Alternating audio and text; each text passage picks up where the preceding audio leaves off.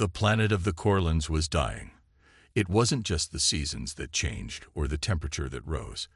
Their whole world was crumbling beneath them. Their once thriving oceans had dried up, their cities were crumbling, and the air itself seemed to be choking them. The Corlins were an advanced species, with technology far beyond anything humanity had ever dreamed of, but even their greatest minds couldn't solve the planet's slow death. The clock was ticking, and they had no time left. In their desperate panic, the Corlins turned to the stars. They sent out a signal, a message of distress that echoed across the galaxy. "Please help us. Our planet is dying. We need your assistance." The message was broadcast to every known species in the galaxy, from the farthest reaches to the closest neighbors. They were willing to pay any price, promise any favor, to anyone who would help them. But days passed, then weeks, and still there was no answer. The Corlins had always thought of themselves as superior. For centuries, they had ruled over vast territories in space, establishing colonies, forming alliances, and building an empire that stretched across the stars. They had never needed help from anyone. They were strong, capable, and proud. But now, they realized just how fragile they truly were. They watched as other species in the galaxy received their messages and chose to ignore them. The Corlins knew that their reputation preceded them. They were a proud species, but their reputation was also one of dominance and arrogance. Many species feared them, but they also resented them. Perhaps that was the reason no one was willing to help. Or maybe, just maybe, the Corlins had become too arrogant to understand that they, too, were vulnerable. There were whispers among the Corlins, rumors that other species had seen their situation as an opportunity. Some believed that their enemies would see their planet's demise as a chance to invade, to take over what was left. Others thought that the galaxy's other species simply didn't care. They had their own problems, their own worlds to worry about. Why should they care about the Corlins? A month had passed since the first message went out. The planet's conditions were worsening. The planet's oceans had almost completely evaporated, and dust storms ravaged the once green plains. The Corlins were running out of time, and their leaders were beginning to panic. The survival of their species depended on the intervention of another. Still, there was nothing. The silence was deafening. Finally, when the Corlins were almost ready to give up, another message came through the void of space. It was faint at first, a signal they could barely detect, but it was there. Someone was responding. The Corlins were so desperate that they couldn't help but hope, even if they didn't believe it. They immediately focused all their attention on the incoming signal. It was coming from a small, barely known planet in the distant part of the galaxy, Earth. The message that followed was simple and direct. "We are coming to help." The Corlins were stunned. Earth? How could Earth, a relatively young planet compared to their own, offer help? The Corlins had heard whispers of this species called humans, but they had never taken them seriously. They were just another primitive race, barely scratching the surface of the galaxy. Humans didn't even have faster-than-light travel yet, and their technology was far behind the Corlins. How could they possibly offer any real help? Despite their disbelief, the Corlins had no choice but to hope. They had sent their call out to the stars, and now one species was answering. The humans had heard their distress signal, and against all odds were coming to their aid. The Corlins were skeptical. They didn't believe the humans could do anything that their advanced species couldn't. But what other choice did they have? No one else had responded, and their planet was dying. So they prepared to receive the humans, unsure of what to expect, but willing to give them a chance. At this moment, deep inside the Corlins' hearts, something had begun to change. The proud, arrogant species that had once believed they were the rulers of the stars now realized that they were not invincible. The universe was a much bigger place than they had ever understood, and there were forces out there, even in the smallest, most unexpected corners, that could make all the difference. And so, as they waited for the humans to arrive, the Corlins' hope, though small, was ignited. They didn't know what would happen next, but for the first time in a long while, they had a chance. A chance they owed to a species they had once overlooked. The Corlands sat in the heart of their dying world, the weight of their failure crushing down on them. The once lush green fields outside their cities were now nothing more than vast deserts of cracked earth. Dust storms swept through their cities like angry ghosts, tearing apart buildings and scattering the last traces of life. The Corlands had always prided themselves on their strength, their advanced technology, and their ability to conquer any challenge. But now, none of that seemed to matter. Their planet was slowly dying, and all their science, all their power, couldn't save it. Weeks had passed since they sent the distress signal across the stars.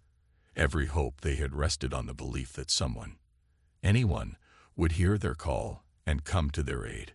But the silence was deafening. At first, the Corlands had been hopeful. They believed that the message would reach the right ears, that the other species in the galaxy would recognize the danger and rush to help. They thought of the powerful allies they had made over the centuries, the advanced civilizations they had traded with, and the countless planets they had helped. Surely someone would step forward. Surely they would not be left to perish alone. But as the days turned into weeks, their hope began to fade. They watched helplessly as their planet's once thriving oceans continued to shrink, and the sky turned an angry shade of red. The crops that had once fed them with ease now withered in the dry soil. The Corlands leaders gathered in emergency meetings, their faces grim with the realization that they were truly alone. "Where are they?" one of the leaders asked bitterly, his voice filled with frustration. "The other species, they've seen our message. Why haven't they answered?" Another leader, an older Corlands with deep lines carved into his face, shook his head. "We have always been the strongest, the most powerful. Perhaps they think we do not need their help." His voice trembled slightly, betraying the fear he had tried to hide. "Perhaps they think we deserve this fate." It was a harsh truth, but a truth nonetheless. The Corlands had always been a species that valued strength above all else. They had conquered and dominated others, forcing weaker civilizations to bow before them. They had made enemies along the way. And now, those enemies might be silently watching as they struggled. Some species might even be hoping for their downfall. The Corlands couldn't know for sure, but the silence from the galaxy felt like a cold slap in the face. Days passed. Then, a week. The Corlands leaders gathered again, their faces tired and drawn. Still, no one had answered their call. No help had arrived. The message had been sent to every corner of the galaxy, but the silence persisted. The Corlands couldn't understand it. They had always been at the top, the rulers of the stars. And now, they were nothing. "Perhaps we were wrong." One of the younger Corlands spoke up, his voice quiet but filled with doubt. "Maybe we have underestimated our place in the universe. Maybe we are not as important as we once thought." The older leader's face hardened, but he said nothing. He too felt the sting of those words. The Corlands had spent centuries believing they were untouchable, invincible. Now their arrogance had come crashing down, and with it, their hopes. As they waited for a response, the Corlands began to turn on each other. Blame was cast from one leader to the next. Some argued that they had made too many enemies. Others claimed they hadn't tried hard enough to form alliances with the right species. But no matter how many times they debated, no answers came. The Corlands society, once so proud and sure of itself, was falling apart. People began to lose faith in their leaders. They started to question everything. The unity that had once bound them together was fraying, and fear began to spread through their ranks like wildfire. Fear of the unknown, fear of extinction, and fear of being forgotten. One day, a Corland scout came back from a survey mission, looking shaken. He had been monitoring the surrounding space, checking for any sign of a response. But all he found was more silence. "There's nothing," he reported, his voice heavy with defeat. "Not a single signal, not a single fleet. I've checked every possible channel. The galaxy has turned its back on us. The room fell into a deep, uncomfortable silence. The Corlands couldn't believe it. The universe, vast and full of life, had ignored them. They were truly alone. But in the midst of this despair, one Corlands leader stood up, his face hard with resolve. "We cannot give up. We must keep hoping. We cannot let our species die without a fight." The others nodded, though they had little hope left. And yet, they couldn't give in completely. Not yet. The Corlands held on to that tiny thread of hope, even as the silence around them continued. Deep down, they still believed that someone somewhere might hear them. But as the days dragged on, that hope began to feel more and more like a distant dream. And then, just as they were beginning to accept the harsh reality, something unexpected happened. A signal broke through the silence. A faint message, weak but unmistakable. It wasn't from any of the species they knew. It was from a small, insignificant planet, far from the center of the galaxy. It was from Earth. The silence in the Corlands' control room felt like a weight pressing down on them, suffocating every last bit of hope. The news of the faint signal from Earth had shocked them. They had expected nothing. They had been preparing for the inevitable end, the moment when their planet would die, and their species would fade away into the void of space. But now something was different. A tiny thread of hope had been woven into their despair. The message from Earth wasn't strong or clear, but it was unmistakable. It was a signal, a promise. "We are coming to help." The Corlands had never heard of Earth in any meaningful way. They had heard the name, of course, but it was always mentioned in passing, like a place of little importance, a planet full of primitive, unimportant beings. Humans were known to be a young species, barely out of the caves in terms of galactic development. They lacked advanced technology and had no history of space exploration. In fact, they didn't even have faster-than-light travel. So, how could these humans, with their limited capabilities, possibly help the Corlands? It seemed impossible, yet the message was clear. "We are coming." The Corlands were confused. They had ignored Earth for so long. They had never thought to learn much about humans, seeing them as insignificant in the grand scheme of the galaxy. But now, in their moment of desperation, they were their last hope. The leaders of the Corlands gathered once more. The older leader, the one who had spoken of their arrogance, stood in front of the group. His face, lined with age and worry, was set in a grim expression. "They are coming," he said. "We have no choice but to trust them. But what can they possibly do? We have spent years building technology and still cannot save ourselves. Can a race with no real experience possibly offer help?" There was silence in the room. The Corlands didn't know how to answer that. They had always believed in the superiority of their own species, and now they had to face the uncomfortable truth that they might not be as strong as they once thought. Suddenly, a new voice broke through the tension. A younger Corlands, one who had been silent up until now, spoke with determination. "What if they are different? What if they have something we don't? We are desperate. Even if they fail, we have nothing left to lose." The older leader looked at him, and for a moment there was a flicker of something in his eyes. Doubt, maybe even fear. But then he nodded slowly. "You're right. We have nothing left to lose. Let us prepare for them. Maybe, just maybe, this will be the answer we need." The Corlands immediately began preparing for the arrival of the humans. Their planet was in ruins, but they had a small chance now, and they were willing to give it everything they had left. The Corlands couldn't ignore the fact that someone was coming, and that someone cared enough to help them. A few days later, the humans arrived. The Corlands had never seen anything like it. The human ships, though small compared to their own massive fleet, were powerful in their own right. They landed on the barren surface of the planet, their technology far simpler than the Corlands' own, but somehow it felt more hopeful. The humans stepped out of their ships. They were just like the Corlands had imagined, small, fragile creatures by comparison, with soft skin and eyes that seemed to hold an endless curiosity. But there was something about them, something that the Corlands couldn't quite place. These humans didn't look afraid. They didn't seem intimidated by the ruins of the Corlan's world.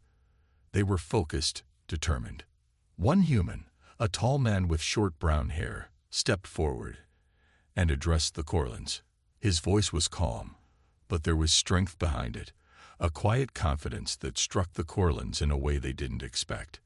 "We've come to help," he said, his eyes scanning the dying world around him. "You're not alone." The Corlans were stunned. There was no hesitation in the human's words. No fear, just a sense of purpose that seemed to echo in the way he spoke. The Corlans didn't know how to react. For so long, they had been the ones offering help, the ones in control, the ones who never asked for assistance. But now it was them who needed help, and this strange, small species had come to give it. For the first time in weeks, the Corlans felt a spark of hope. It wasn't much, but it was enough. The humans were here, and they were ready to fight for them. "We don't have much time," the human leader continued, "but we'll do everything we can. Together, we'll find a way to save your planet." The Corlans looked at each other, uncertain. How could they trust these humans? What if this was just a mistake, a foolish hope that would lead to even more disappointment? But deep down, they knew they had no choice. The humans were here, and that was more than anyone else had offered them. Maybe this was their last chance. And so the Corlans, for the first time in their history, found themselves working with a species they had once looked down on. They didn't know what would happen next, but for the first time in a long while, they dared to believe that something could change. The Corlans stood in stunned silence as the human ships touched down on their dying world. The once grand cities around them were now nothing but shattered remnants of a lost civilization. The air was thick with dust, and the ground seemed to tremble under the weight of what had once been a proud planet. But as the human ships slowly lowered their landing gears to the surface, something new filled the air, a quiet sense of hope. The Corlans had always prided themselves on their advanced technology, on their dominance in the galaxy. They had never needed anyone's help.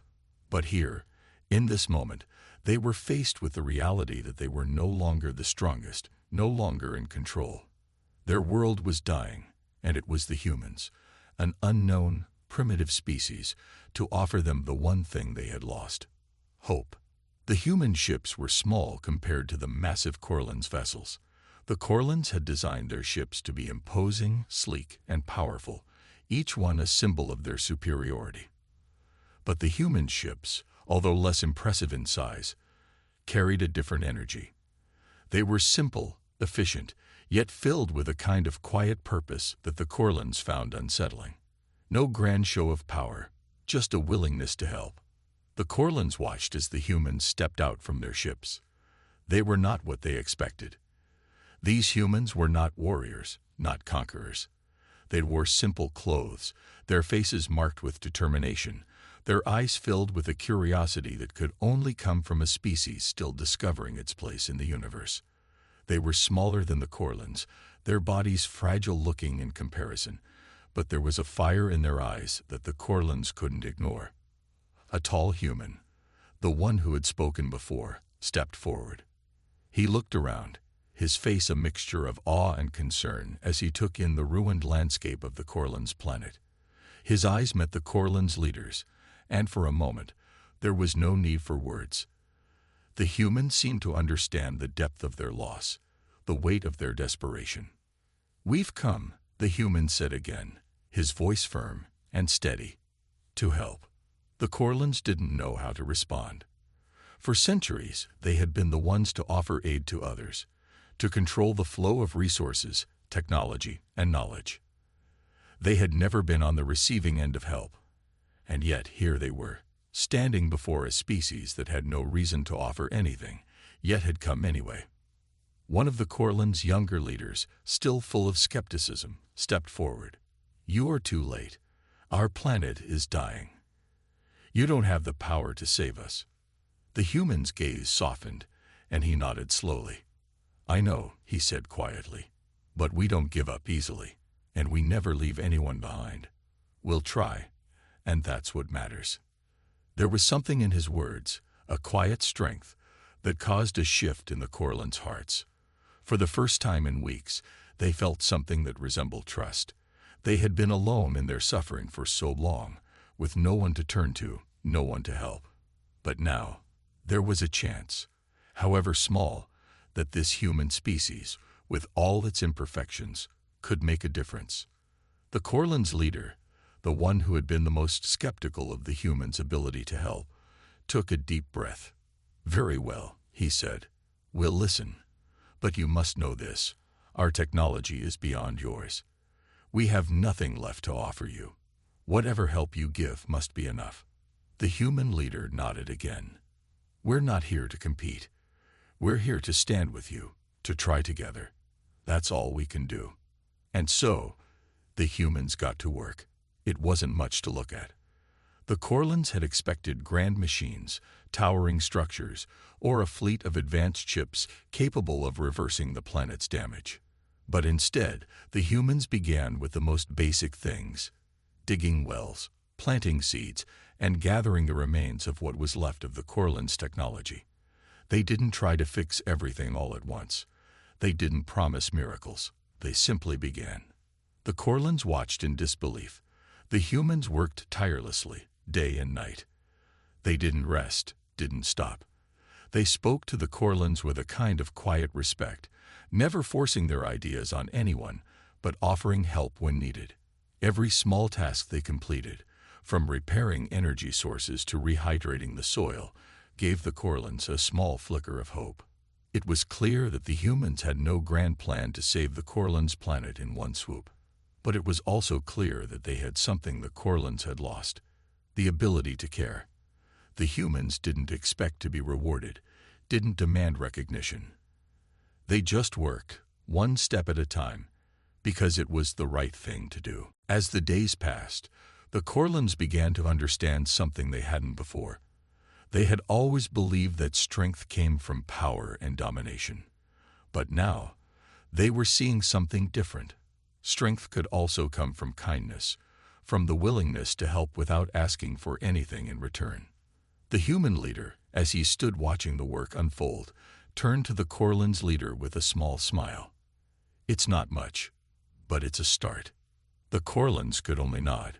It wasn't much, but it was the first sign that their planet might survive, that their species might not be lost forever. For the first time in a long time, the Corlands felt something they hadn't in years: hope. And so the Corlands, once so proud and powerful, found themselves standing side by side with the humans, realizing that sometimes the greatest strength comes not from being the strongest, but from being willing to help. Days turned into weeks, and the Corlands began to witness something they had never thought possible. The humans, with their simple tools and humble determination, were slowly turning their dying planet around. The once dry soil was beginning to show signs of life again. The crops, though small at first, began to sprout. Water flowed from the wells the humans had dug, and the energy plants, once broken and useless, flickered back to life. The Corlands watched with growing awe as the impossible seemed to become possible. They had expected the humans to fail. After all, how could a race so young and so inexperienced save a planet as damaged as theirs? Yet, in a way, it was happening. The humans worked quietly, without fanfare. There were no grand speeches or flashy displays of power. They simply worked, fixing, rebuilding, and caring for the planet, as though it were their own. They didn't just focus on the technical aspects of the recovery. They focused on the people, too. They listened when the Corlands spoke of their losses, of their fears. They offered not just solutions but comfort. And slowly, the Corlands began to realize that they had underestimated these humans in every way.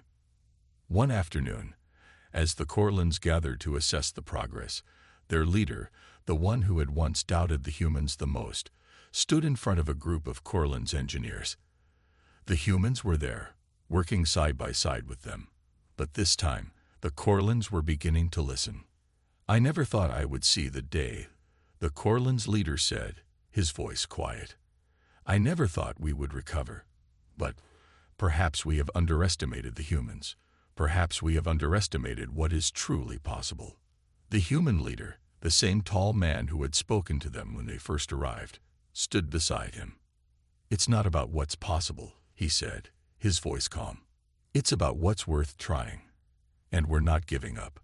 The Corlins were stunned. In all their years of dominance and superiority, they had never met a species like this. The humans didn't seek glory or recognition. They didn't look for rewards. They just wanted to help, to do the right thing.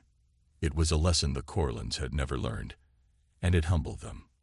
One of the Corlins' engineers, a younger woman who had been watching the humans closely, spoke up. "They are working alongside us as though they are equals. No one has ever treated us like this before." The Corlins' leader nodded slowly. "And that is something we can learn from. We have spent so much time thinking only of our own power, our own strength, that we forgot what it means to truly care for others." The human leader smiled. "We all have something to learn from each other. The strength of a people isn't just in their power or their weapons. It's in their willingness to help, to keep fighting when everything seems lost." As the weeks continued, more and more signs of recovery appeared. The atmosphere, once thick with pollution and the remnants of destruction, started to clear. The once scorched land began to cool, and the winds that had once carried dust storms across the planet now carried the scent of new growth.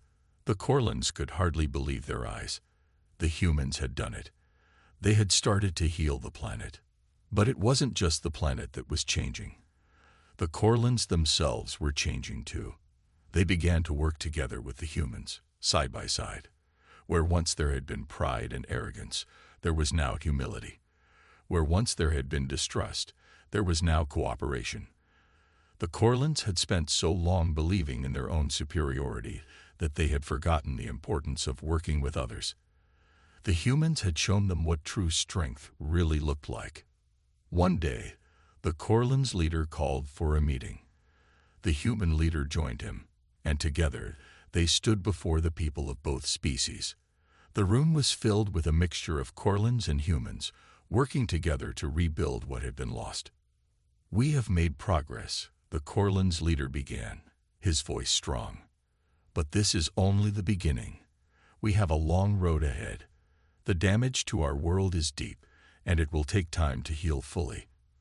But if we continue to work together, if we continue to care for each other, there is nothing we cannot achieve." The human leader stepped forward, his voice steady. "You've shown us that we can do more than we ever thought possible. But it's not about what we can do alone. It's about what we can do together. That's the true power." The room was silent for a moment. And then a wave of applause broke out. The Corlins were not applauding the humans for their skills or their technology. They were applauding the humans for their hearts, for their willingness to give everything they had to help another species, even when there was no reward in sight. The humans had done the impossible, not just by healing the planet, but by healing the Corlins' belief in what was truly possible. In that moment, the Corlins realized that their species was not beyond saving. And perhaps, more importantly, they had realized that strength didn't just come from power. It came from the courage to try, to care, and to help others, no matter the odds. And so, the impossible became possible, not through technology or grand gestures, but through simple acts of kindness, cooperation, and the willingness to believe that something better could be achieved together. The Corlins had started to believe that the worst was behind them. Their planet, once on the brink of destruction, was slowly healing. The crops were growing, the atmosphere was clearing, and the land that had been scorched was showing signs of life again. The humans had worked tirelessly, side by side with the Corlins, to make this miracle happen. For the first time in many years, the Corlins felt a sense of hope. They were no longer alone. They had friends, and those friends were helping them rebuild what had been lost. But just when things seemed to be looking up, something unexpected happened. A massive fleet appeared on the edge of the Corlins star system. The ships were dark and menacing, unlike anything the Corlins had seen before. They were fast, powerful, and intimidating, an unmistakable sign that they were not friendly. The enemy had come. The Corlins scrambled into action, rushing to their defense stations. The humans, who had been working alongside them, immediately recognized the danger. They didn't hesitate. Without a second thought, they joined the Corlins in preparing for battle. The Corlins' ships may have been more advanced, but the humans, with their resourcefulness and determination, had already proved themselves to be more than capable. As the enemy ships drew closer, the Corlins' leader turned to the human commander. "We need your help," he said, his voice tense. "We've never faced a force like this. If they attack, we may not survive." The human commander, the same man who had led them with quiet strength from the beginning, nodded. "We'll fight. We don't leave anyone behind." The Corlins were amazed by the human commander's confidence. They had come to realize that the humans were not just fighters. They were fighters with heart. The Corlins had once believed that strength meant power, weapons, and technology. But now, they understood that true strength came from the will to stand together, no matter the odds.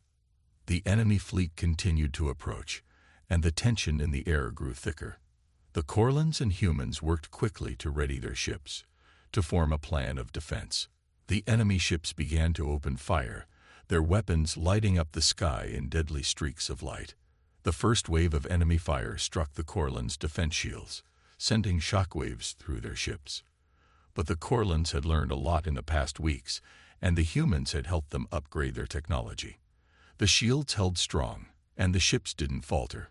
The Corlins fired back, their weapons lighting up the sky, and the humans joined in, using their own technology to launch missiles and blast enemy ships from the sky. The battle raged on. The Corlins and humans fought side by side, working together as one force. The Corlins' ships were faster and more powerful, but the humans' quick thinking and determination turned the tide in unexpected ways. They had adapted to the situation quickly, finding weak spots in the enemy's defense that the Corlins had missed. It was a brutal, chaotic battle. The enemy fleet was relentless, and every moment seemed to stretch on forever.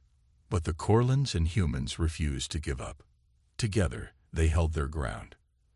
As the hours passed, the Corlins began to notice something. The enemy ships were starting to break apart. The firepower from the Corlins and humans was beginning to take its toll.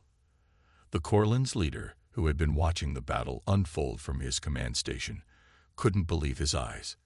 They were winning. The human commander's voice crackled over the comms. "We've got this. Push forward."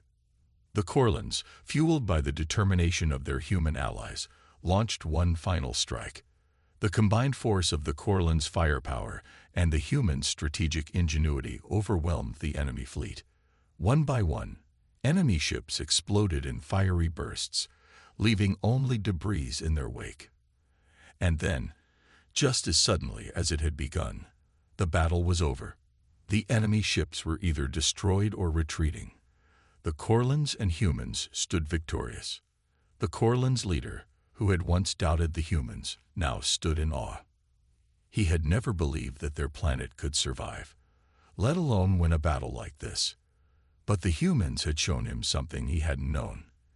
It wasn't just technology that made a difference. It was heart, courage, and the will to fight for something bigger than yourself.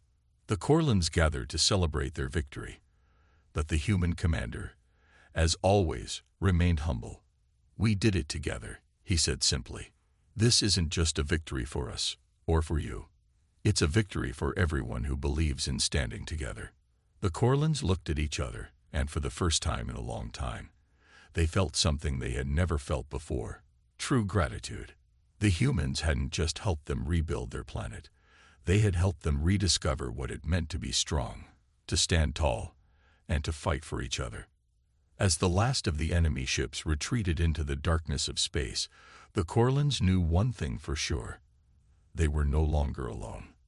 They had allies now, humans, who had proven that even in the face of impossible odds, the will to fight together could make all the difference. The enemy had retreated, but the war was far from over. The Corlins and humans knew that the enemy would regroup, and the final battle was approaching. This time, there would be no turning back. The fate of the Corlands planet, and possibly the galaxy, rested in the hands of these two species, united by a bond forged in fire. The Corlands had rebuilt their defenses, and the humans had helped. Together, they had created a powerful force, ready for whatever was coming next. But no one could be sure what that would be. The enemy was relentless, and they would come again, stronger and more prepared. The Corlands leader stood in the command center, staring out at the stars. The dark void of space seemed endless, and in it, the Corlands saw their future. "We've done everything we can," he said, his voice quiet. "Now we wait." The human commander stood beside him. "We don't wait. We prepare, and we fight." The Corlands had learned a lot from the humans in these last weeks. They had seen what true courage looked like. The humans didn't give up, even when things seemed hopeless. They fought not just with weapons, but with heart. And that, the Corlands had realized, was something more powerful than anything the enemy could bring. The enemy fleet soon appeared on the horizon, a massive wall of ships moving toward the Corlands planet. The enemy was here for one final strike, and this time they had come with everything they had. The Corlands could feel the weight of the coming battle, but they stood firm. The humans, standing alongside them, were ready. The final battle began with a roar of energy and fire as the two fleets collided. The sky lit up with explosions, and the sounds of battle echoed across the cosmos. The Corlands ships fired first, their advanced weapons tearing into the enemy ships. But the enemy was relentless, firing back with overwhelming force. It was a fierce, brutal fight. Ships were destroyed, both Corlands and enemy alike. The vastness of space seemed to shrink with every blast of energy, every explosion that lit up the sky. The Corlands ships were fast, but the enemy ships were relentless. And yet, through it all, the humans never stopped fighting. Their ships darted in and out of the fray, launching precise attacks on the enemy's weak points. The human strategy was simple but effective. They didn't just fight to destroy, they fought to win. The Corlands watched in awe as the humans worked together, coordinating their attacks with skill and precision. The human commander's voice came through the comms. "We can't just fight for survival. We fight for victory. For our future." The Corlands leader, who had once doubted the humans, now understood. They weren't just fighting for their planet. They were fighting for each other, for the future of every living being in the galaxy. This wasn't about power. It was about something deeper, something worth protecting. The battle continued, each moment more intense than the last. The Corlands ships fired, and the humans took advantage of every opening they could find. Slowly, but surely, the tide of the battle began to turn. The enemy fleet, once so powerful, began to falter. The Corlands and humans worked in perfect unison, their ships moving together, as if they were one force. And then it happened. The Corlands and humans managed to breach the enemy's main ship. With a final, coordinated strike, they destroyed the heart of the enemy fleet. The massive ship exploded, sending shockwaves through the rest of the enemy forces. One by one, the remaining enemy ships began to retreat, their once strong fleet breaking apart in the face of this unexpected alliance. The Corlands stood in stunned silence as the enemy forces fled, vanishing into the depths of space. The final battle had been won. But the victory wasn't just in the destruction of the enemy. It was in the bond that had been formed between two species who had once seen each other as strangers, even enemies. The Corlands had learned that strength wasn't just in weapons or technology. It was in standing together, in fighting for something more than just survival. The Corlands leader turned to the human commander. "We couldn't have done it without you," he said, his voice filled with respect. The human commander smiled, his eyes filled with the same quiet confidence they had seen from the start. "We did it together. That's all that matters." As the debris from the battle floated away, the Corlands realized that they had not only saved their planet, but had gained something even more important. They had gained a new understanding of what it meant to be truly strong, and a lasting friendship that would never break. In the days that followed, the Corlands began to rebuild. But this time, they were not alone. The humans stayed by their side, helping them not only to recover from the war, but to create a future that was better than the past. Together, they worked to heal their planet, and together, they built a new era, one where two species, once strangers, now stood as allies. And the Corlands knew, without a doubt, that they would never forget what the humans had taught them, that the true strength of any people isn't in their power or their technology. It's in their willingness to stand together, no matter the odds.